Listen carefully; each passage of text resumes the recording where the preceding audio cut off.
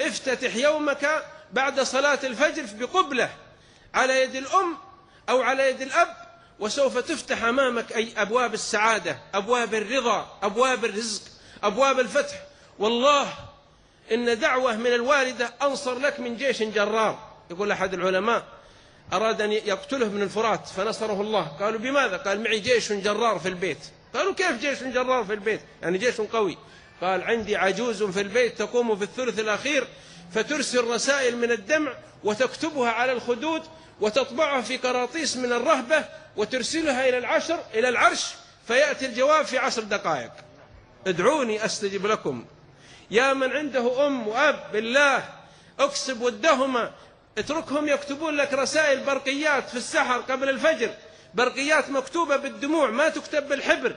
فإن الوالد الشيخ الكبير، ترى والدك الشيخ الذي ينتفض هذا والله أقوى لك من دولة، لأن الواحد لا أحد معه.